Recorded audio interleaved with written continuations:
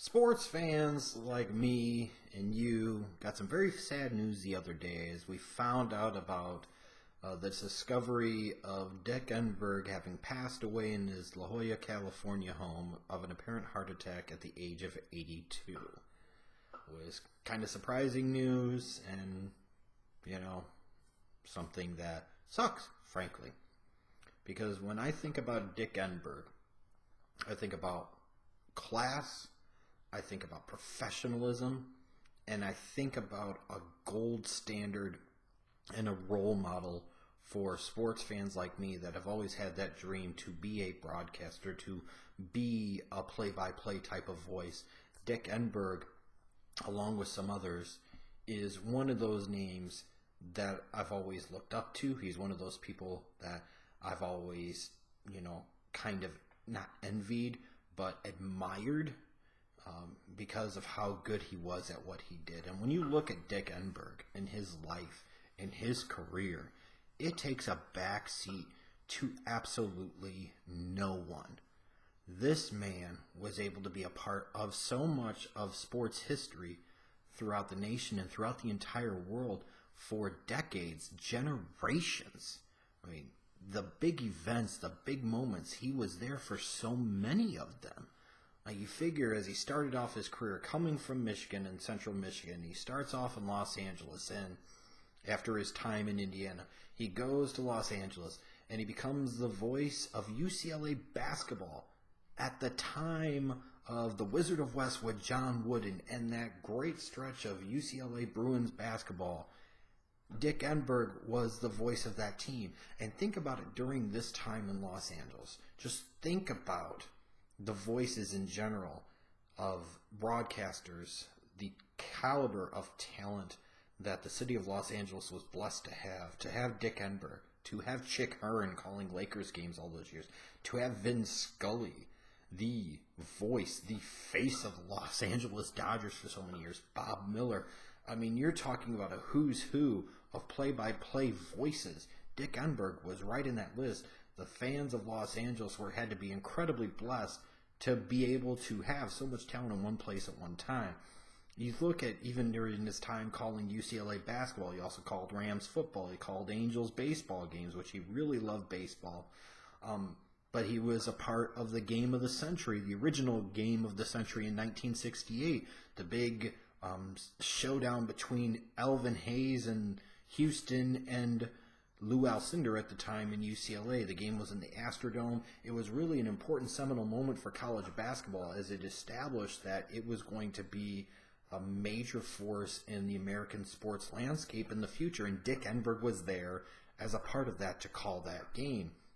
And then as he got into the 70s and he went to NBC, just look at what the guy was a part of all those years. That great team he had with him and Merlin Olsen. There was just something reassuring and calming about them for me as a little kid in the 80s, growing up and tuning into NBC and seeing the feature games, and it's Enberg and it's Merlin Olsen. There was just something really reassuring about that, something calming about that. You felt like there were two professionals, two gentlemen that were there to call the action, not just to try and get themselves over, but to try and get the players over, the teams over, the game over, the story over. What real professionals, real journalists, real play-by-play and color commentators should be doing. But you look at his time at NBC, he was able to call 8 Super Bowls. He called both the drive and the fumble. Sorry, Browns fans, but he was there. Think about his time in college basketball, whether it was with Al McGuire or Billy Packer alongside of him. They had some great times, but he was there. He had the call for the Magic versus Bird, Michigan State, Indiana State, 79 national championship game, which I still believe is one of the highest watched sporting events in this country's history.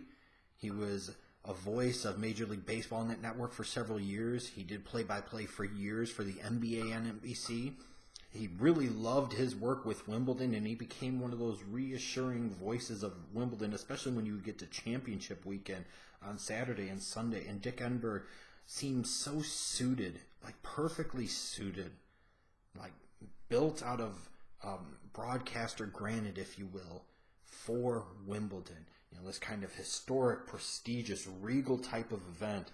And here was kind of this historic, regal, prestigious type of broadcaster in Dick Enberg, who, with a venue and an event that was so appropriate to have somebody be a great storyteller. There were few better storytellers in broadcasting history, in my opinion, sports or otherwise, than Dick Enberg. So he was perfectly suited. He was a part of the Olympics in 88, 92, and 96. One of the things that I still think about, I think it was him and Bob Costas in 96, when nobody knew that it was going to be Muhammad Ali that ultimately lit the Olympic flame. Their reaction made that something. And according to Dick Ebersol, the story being is they didn't even know. He wanted a natural, organic reaction. And for all the things that people say about Bob Costas, when he's right, he could be a phenomenal storyteller. And Dick Enberg, knowing he could let Costas roll, but at the same point in time, he could put in his part to be able to tell the story. I mean, it's one of the most memorable sports moments I have seen in my lifetime.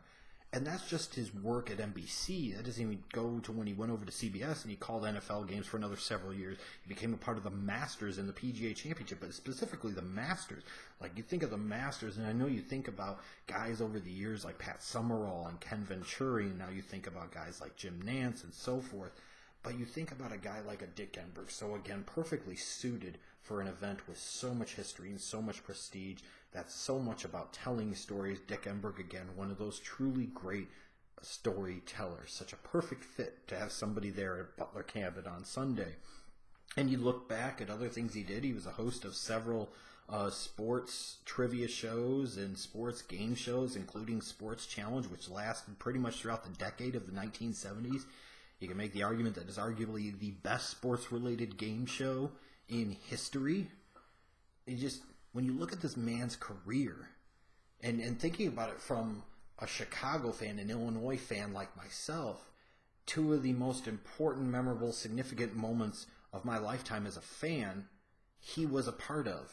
Even me as a little young buck, I can barely remember, granted, but Super Bowl 20. It was him and Merlin Olsen on the call. So every time I go back and watch that game, which is a couple of times a year because I can't let the past go, he's right there. And then I think about 2005 when it was him and Jay Billis, and they were calling NCAA games for the tournament. And you get to the regional final. It's Illinois. It's Arizona. Illinois is down, 15 points, like 75-60, with just over 4 minutes to go. And Illinois, who had only lost once all season, had this magical run. It looked like it was going to be over. And then Illinois makes this massive, rampaging, storming comeback, sends the game into overtime, ultimately wins it. And Dick Enberg was there. And while you could start to see and hear a little bit that, the action was moving a little quick for him, and Jay Billis was trying to cover him where he could, you still had that moment. You still had those moments where Dick Enberg could kind of piece things together, and he helped take that story and make it something you could really, truly connect to, above and beyond just the fact that it was my Illini playing for their lives on this magic carpet ride of a season. Whether it's this home run call of touch 'em all, or what he's most famous for is, oh my! I think about all the NBA All-Star games he was a part of. Oh my! There's something regal about Dick Enberg. There was something truly special about Dick Enberg.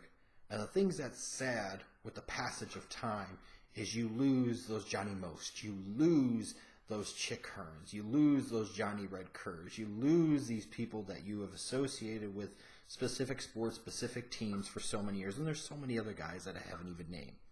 But when I think about the way that I would want to be as a play-by-play guy, the type of class that I only wish that I could exhibit, when I think about the type of guy that I would want to be my play-by-play guy, Dick Enberg is at the top of my list. He might be on that Mount Rushmore because he was one of the truly great storytellers of all time. And you look at his career takes a backseat to no one, man. So it's sad to think about a voice of my childhood, the voice of the past, a voice of so many big moments. Like even the last Super Bowl he ever called, what happened to be Broncos and Packers, when Elway finally got his first ring. This guy was a part of so much, and he was able to see so much. So many of us could only hope to even imagine, to pretend like we could have a hundredth of the success that he did. And when I think about Dick Enberg's career, I think about it like a bucket list. Like he had a bucket list career. Olympics, check. Wimbledon, check. NBA, check. Major League Baseball, check.